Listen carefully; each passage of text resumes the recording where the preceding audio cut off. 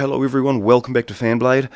There's been a couple of days past since the end of the last video, and I've been in here on and off, very occasionally, just putting sort of layers and layers of superglue on all of this stuff.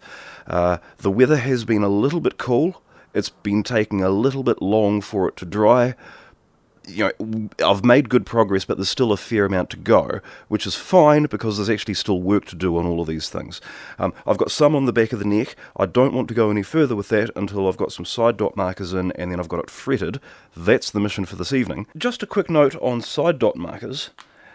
These little plastic things here, these cost like a couple of cents each. You get them from AliExpress. There's very, very little that can go wrong with them other than drilling them in the wrong place. So I stick one on the second fret, for example, that's an issue. So what I do is I go through with the scriber and I very, very carefully count out 3, and I put a little dent in there, and then I count out 5, and then I count out 7, and then I count out 9. You double check every step of the way, because you don't want to get to 12 and accidentally put 2 of them on the 13th. That would be unlucky. Then I simply take it to the drill press and freehand the holes. You don't have to go in very deep. Then you jam one of them in there, some flush cutters to just cut them off, and you work your way down. I don't glue these in anymore. I used to, but I found that it's largely a waste of time, because by the time these are cut off flush and then you put another, let's say 6 to 10 coats of finish over the top, they're going to be sealed in there pretty much permanently. They're not going to come out, but you do have to get them in the right place. It is something I do take seriously because I have got it wrong before. As for the frets, yes, the slots that are in this board right now are simply the pilot slots that I've cut with a razor saw. They're not wide enough, but you come in with a coping saw, which just happens to have a blade which is exactly the right width, and the depth of the coping saw, as soon as you see that disappear below the level of the fretboard, you know you've gone deep enough as well. Then standard fretting procedure applies. The multitude of steps that go into that, too many to list here. You're about to see me do them anyway. Let's go.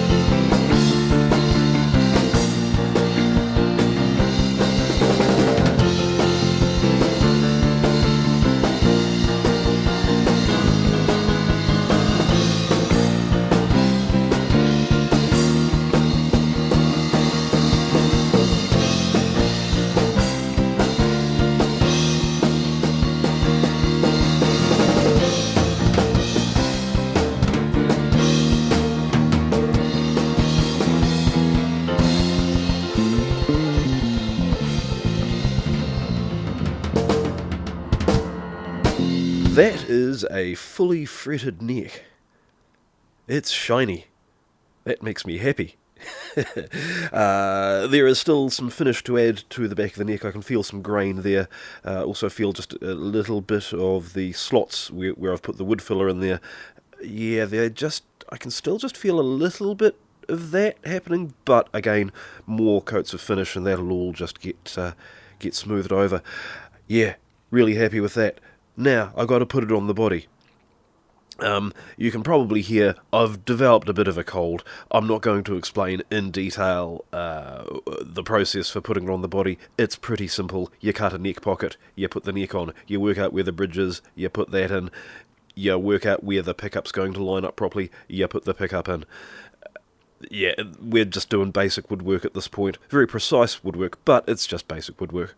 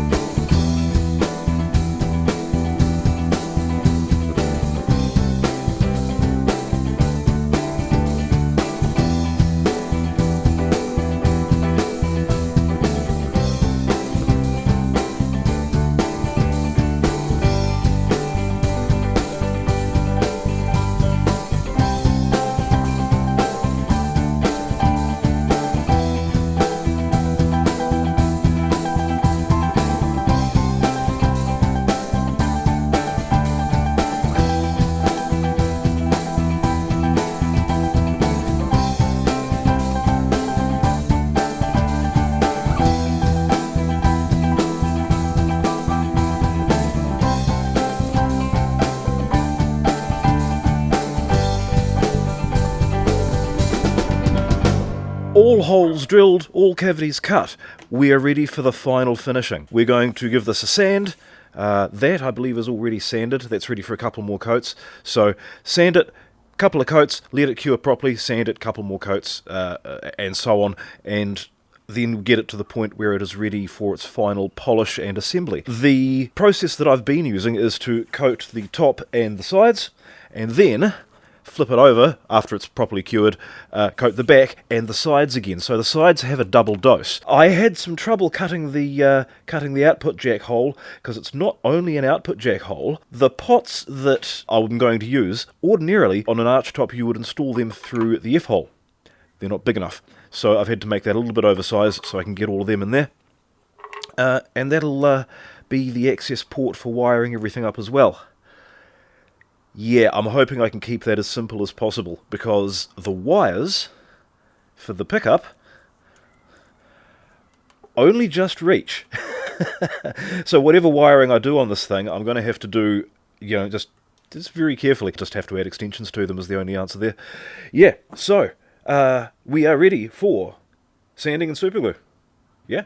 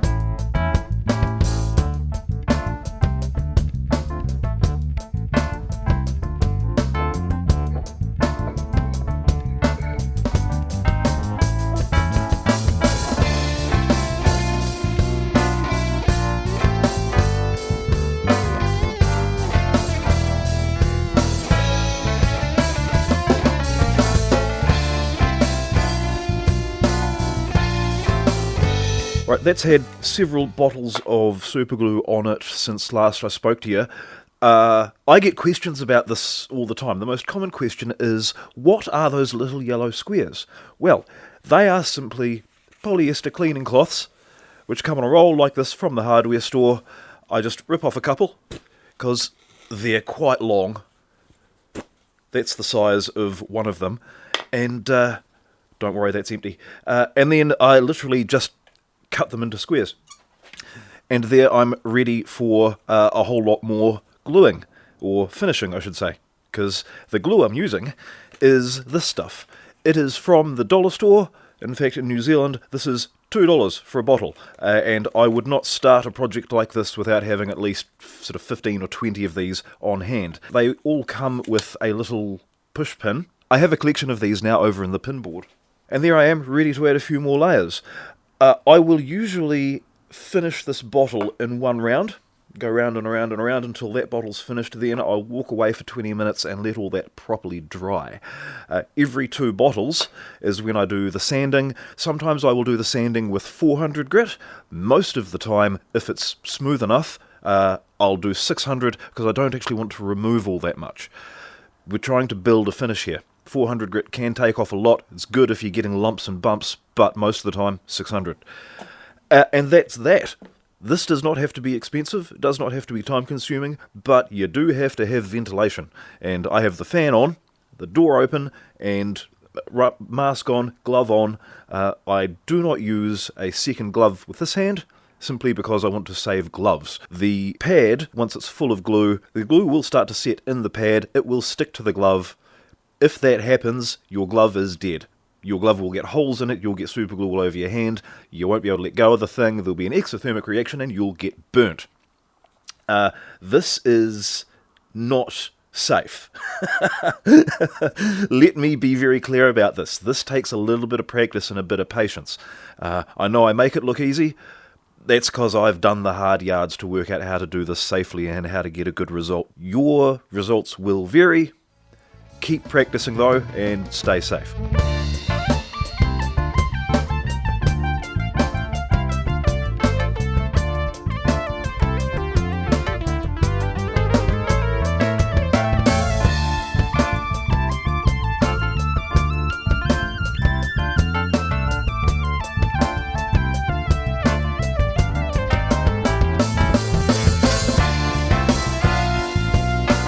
Now then, it's a few days later, there's multiple coats of glue on here. How many? I've lost count is the correct answer. What you will note is that I have not sanded on the corners, because when you have a pad of sandpaper in your hand and you're putting a certain amount of pressure on a flat surface, that's fine. If you then put that same amount of pressure on a corner, you are going to burn straight through that finish in 3 swipes, and you've got really serious problems at that point. I sand right up to maybe just a little bit over, but you always got to be very careful not to just go sanding on the corner. I'm using synthetic steel wool, Norton branded, not sponsored. This is my go-to stuff for this purpose. I think I'm using the 000 extra fine. Love this stuff. Let's cut a little piece of it. And what you can do, because this isn't actually removing much material at all, it's simply blending the surfaces together. And with a bit of elbow grease, you can get rid of all the little fine sanding bits that you didn't quite get the first time, and you can blend that edge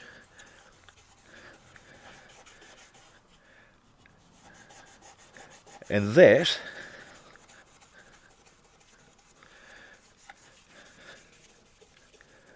is how you prepare the surface for its final polish. This is 600 grit, by the way.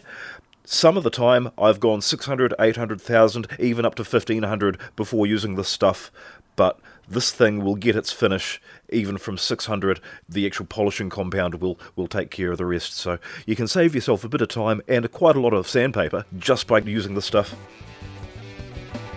Like, it's really, really good.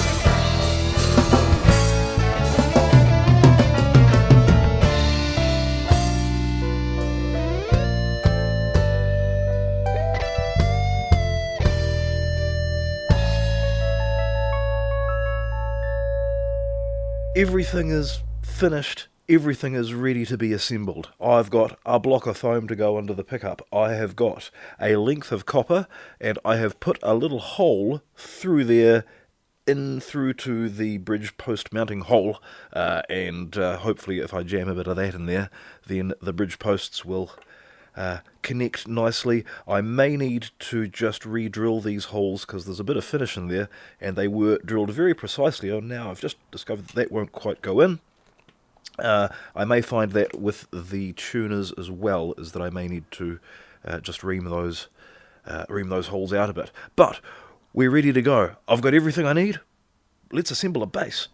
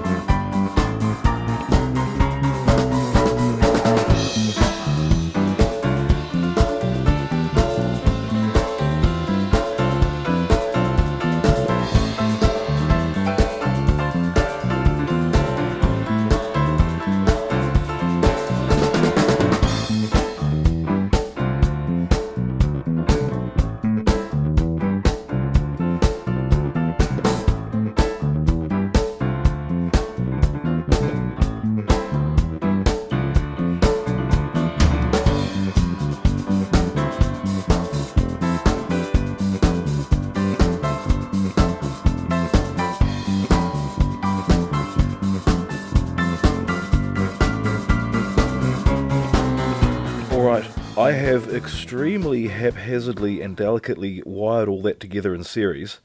I'm going to go plug it into something and see what, if anything, we get.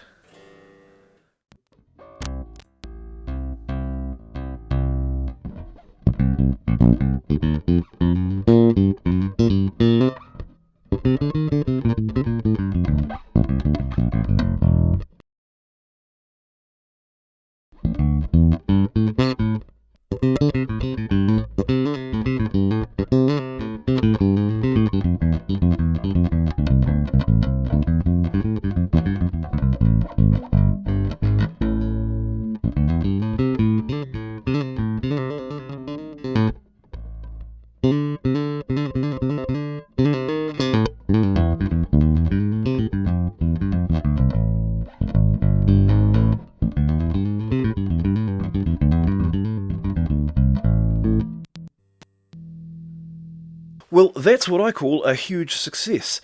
That sounds fantastic. I need to tweak the setup just a little bit, but for just straight off the bench for a test, that's just it's coming together exactly the way I'd hoped it would. What I need to do now is obviously sort out this dumpster fire of spaghetti. I'm not going to put any more circuitry in here. I'm not going to do. I've bought some trim pots. I'm not going to use them. I don't want to colour the sound of this pickup at all. It's quite bright. That sounds to me like brand new string brightness. This will mellow out, and then this will just sound nice and smooth and clean and clear. That's what I want. That's what I'm after. I see no reason to add a tone knob. I see no reason to add even a volume knob, to be honest. I'm happy with just a switch to mute the output. That's a little bit extreme. I'm not quite ready to take that step, so volume knob going about there, mainly so that I can route the wires back in behind the F-hole, so hopefully I can tuck everything away so it won't be visible through there. Keep it all nice and clean looking. One volume knob about there. And then I've just got to make a plate to go around there. I'm in two minds about what to do with that because I don't want it to stick out at all. I want it to look clean. So what I've got is an old Strat scratch plate which is nicely yellowed. That wouldn't look too out of place, but I think when I cut into it, it's going to reveal the whiteness, and yeah, I'm in two minds about that. What I'm going to do for now, as a temporary thing, is just a piece of clear acrylic. If I want to colour it later, then I can put a piece of wood grain pattern paper underneath it so it blends in nicely and just sort of disappears. So that's the plan. All coils, wired in series, to one volume knob, straight to the output, sort out the setup, put some strap locks in, and then I give this thing a proper play, 'cause it's going to be great.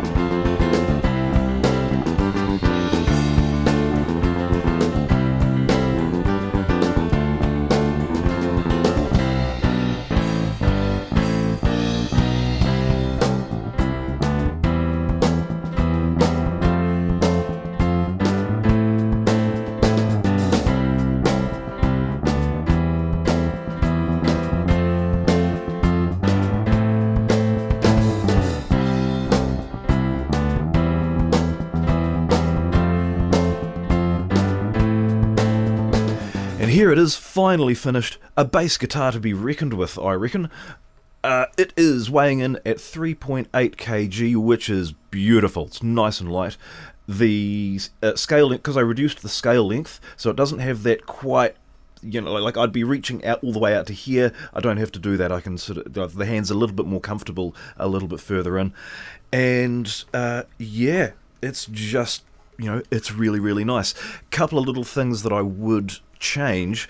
When I drilled the holes for the pickups, I drilled them in quite deep because the screws I had weren't long enough. Now, what that means is that I had to get a screwdriver in that hole, and that's actually lifted a little bit on the lip of each hole. So I just need to just run a deburrer around there and then just touch up the finish a little bit. Also, no matter how much vacuuming I do, I could not get all of the sawdust out of this, and it's all visible through the little clear window there. So every time I pick it up, I've got to take the thing off, suck some more sawdust out. Eventually I'll get all of it. But it's been a bit of an issue, a lot more of an issue than I thought it would be. So the other obvious question is, how does it sound? Well, it sounds exactly like this.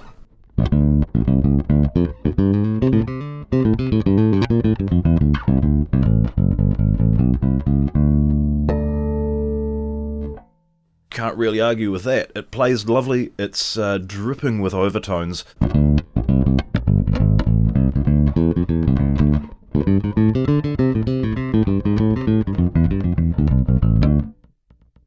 Let's jam.